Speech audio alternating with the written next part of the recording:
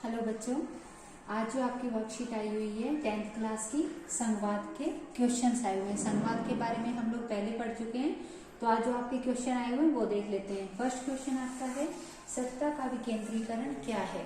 यानी कि सत्ता जो कि शक्ति होती है और उसका विकेंद्रीकरण। विकेंद्रीकरण यानी कि केंद्र से दूर जाना। ठीक है, ये जो विकेंद्रीकरण है ये दो तरीके से होता है। जो शक्तियों का बंटवारा है वो दो तरीके से होता है। सत्ता का विकेंद्रीकरण का मतलब क्या हो गया, शक्तियों का बंटवारा होना, और वो बंटवारा दो तरीकों से होगा, एक तो क्षैतिज और दूसरा लंबवत। क्षैतिज कैसे, यानी कि जो बराबरी के हों, जैसे कार्यपालिका है, विधायिका है, न्यायपालिका है। अब पूरे देश का, पूरी कंट्री का काम चलाने के लिए सिर्फ एक कार्यपालिका काम नहीं कर सकती, विधायिका नहीं कर सकती, न्यायपालिका। न्याय के लिए हमें न्यायपालिका की जरूरत होती है। कानून कौन बनाती है, विधायिका बनाती है, और उन कानूनों पे फिर काम कौन करता है, कार्यपालिका कर रही है। और ये लोग संविधान के अकॉर्डिंग काम कर रहे हैं या नहीं कर रहे हैं, ये कौन देखेगा, न्यायपालिका देखेगी। तो इन सबको जो है अधिकार बराबर के मिले हुए हैं, तो शक्तियां जो है इनकी बराबर है, कोई भी एक किसी को नहीं दिया गया है। और शक्तियों का बंटवारा किया क्यों जाता है, ताकि एक अपने आप को सर्वशक्तिमान ना समझे और तानाशाही ना करें। अगर कार्यपालिका या विधायिका या न्यायपालिका को ही हम सर्वशक्तिमान बना दें एक को ही, तो फिर एक तानाशाही स्टार्ट हो सकती है। फिर है लंबवत। लंबवत शक्तियों का बंटवारा कैसे होता है, जैसे केंद्र है, केंद्र ने कुछ शक्तियां जो है राज्य को दे दी, राज्य ने कुछ शक्तियां जिलों को दे दी, जिलों में स्थानीय प्रशासन जैसे जिनमें आता है आपकी ग्राम पंचायत जो है और नगर पालिका है, उनको ये शक्तियां दे दी गई है, जिससे हमारा जो प्रशासन है और बेहतर ढंग से हो सके। फिर है भूमिका क्या होती है, सेकंड जो क्वेश्चन आपका है, संवैधानिक प्रावधानों और प्रक्रियाओं का क्रियान्वयन। कि जो संवैधानिक प्रावधान दिए हुए हैं संविधान में और जो प्रक्रिया दी हुई है उनका क्रियान्वयन कौन करता है, तो उनका क्रियान्वयन जो है वो न्यायपालिका करती है। और किस तरीके से करती है, लेख या निर्देश या फिर आदेश के द्वारा। जैसे वो रीटें निकालती है, कौन कौन सी रीट निकाली जाती है, 5 तरीके की रीट होती है। बंदी प्रत्यक्षीकरण है पहली। बंदी प्रत्यक्षीकरण का मतलब होता है कि अगर किसी को हिरासत में लिया गया है तो 24 घंटे के अंदर अंदर उसको कहाँ पे पहुंचाया जाएगा, कोर्ट के सामने उसको पेश किया जाएगा, ताकि वो अपनी बात भी रख सके। दूसरा है परमादेश। तीसरा है उत्प्रेषण।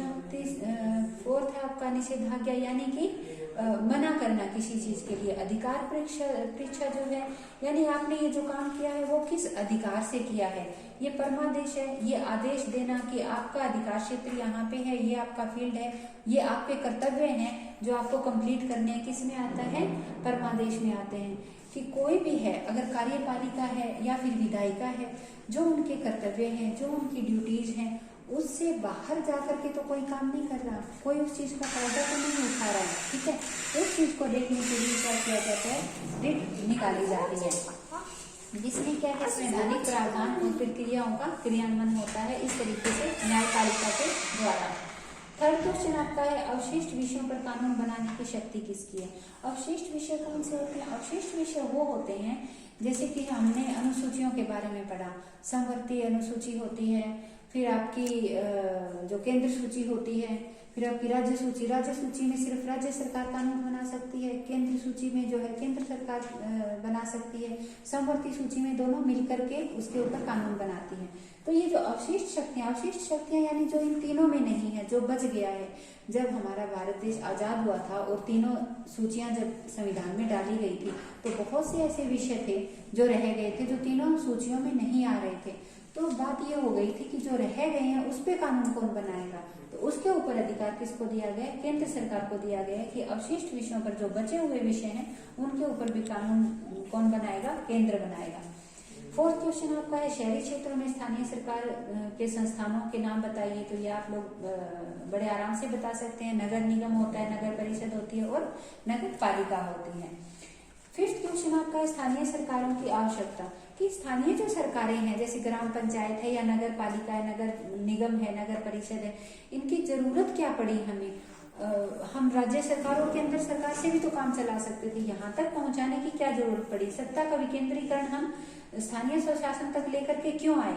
तो इसलिए लेकर के आए ताकि एक तो आम लोगों की सरकार में भागीदारी सुनिश्चितता हेतु, ताकि आम लोग जो है वो भी क्या करें, सरकार में अपनी भागीदारी निभा सकें। उन लोगों को भी पता चले कि हमें क्या पॉलिसी जो है वो हमारे लिए बनाई गई है, या फिर उन्हें बेटर पता है वहां तक जो लोग हैं उनके लिए कि हम कौन सी पॉलिसी जो है वो यहाँ पे इम्प्लीमेंटेशन कौन सी पॉलिसी का हो सकता है। तो इसलिए उनको भी सरकार में लाने के लिए, उनको भी सरकार की धारा में लाने के लिए, प्रशासन से उन लोगों को भी जोड़ने के लिए क्या किया गया है, स्थानीय सरकारों की आवश्यकता हमें पड़ी। फिर है पूरे देश में एक समान विकास के लिए। अगर सरकार केंद्र से लेकर के स्थानीय स्वशासन तक पहुंचेगी तो जो पूरा देश है उसमें जब विकास होगा तो नीचे से लेकर ऊपर और ऊपर से लेकर के नीचे तक विकास की जो गति है वो सेम रहेगी, एक जैसा विकास होगा। ये नहीं होगा कि ग्रामीण जो लोग हैं उनका विकास रुक गया और शहरी जो लोग थे उनका विकास हो गया। तो इस चीज से बचने के लिए पूरे देश में एक जैसा विकास लागू करने के लिए हमें क्या जरूरत पड़ी, स्थानीय सरकारों की, और प्रशासन को और बेहतर बनाने के लिए। अब गांव में या फिर दूर दराज के क्षेत्र में या नगरों में किस चीज की आवश्यकता है, वो वहां पे जो लोग रह रहे हैं, वहां की जो लीडरशिप है, वहां की जो गवर्नमेंट है, वो उन चीजों को बेहतर ढंग से समझती है और प्रशासन वो बेहतर ढंग से चला सकते हैं वहां का। और ऊपर से कोई अगर पॉलिसी बनती है उस पॉलिसी को वहां पे कैसे लागू करना है वो बेहतर ढंग से जानते हैं। तो प्रशासन को बेहतर ढंग से लागू करने के लिए भी हमें स्थानीय प्रशासन की जरूरत पड़ी।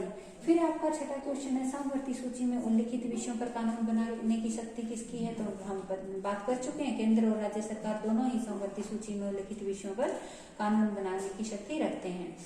7th क्वेश्चन आपका कानून बनाने की शक्ति किसके पास है? तो वो आपकी विधायिका के पास है। पार्लियामेंट में आप लोगों ने देखा होगा जब भी कोई कानून बनता है तो उसके ऊपर वोटिंग होती है और बहुमत के आधार पे, जहाँ पे वोट ज्यादा होंगे, जहाँ बहुमत अधिक होगा, तो बहुमत के आधार पे वो कानून पास किया जाता है और फिर वो एक कानून का रूप ले लेता है और संविधान में फिर उसे ऐड कर दिया जाता है।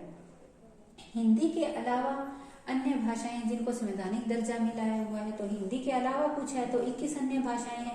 टोटल 22 भाषाएं हैं भारत की जिनको संवैधानिक दर्जा दिया गया है। महासंघ का कोई उदाहरण नहीं है, जो आपके इसमें आप वर्कशीट में 4 उदाहरण दिए गए हैं कि उनमें से कौन महासंघ का उदाहरण नहीं है, तो स्पेन जो है वो महासंघ का उदाहरण नहीं है। 10th क्वेश्चन आपका है, जो रीजन दिया गया है, कथन दिया गया है, तो वो ये सही है, जो कथन है वो भी सही है और जो उसका कारण बताया गया वो भी सही है। हमने चैप्टर में जैसे पढ़ा कि नया संविधान जब श्रीलंका में बनाया गया तो उसमें प्रावधान सरकार ने क्या किया कि सरकार जो है बौद्ध धर्म को बढ़ावा देगी, लेकिन यहाँ पे सिंहली और तमिल 2 टाइप के लोग थे, 2 धर्मों को मानने वाले लोग थे। और जब भी सरकार ऐसा करती है कि अगर कोई भी किसी भी देश की सरकार अगर ऐसा करती है कि एक धर्म को अगर बढ़ावा देती है और वहां पे एक से ज्यादा धर्मों के लोग रहते हैं तो उनमें अविश्वास भी आता है और संघर्ष भी आता है। इसलिए ये सही है, ये कारण भी सही है और कथन भी सही है। Thank you.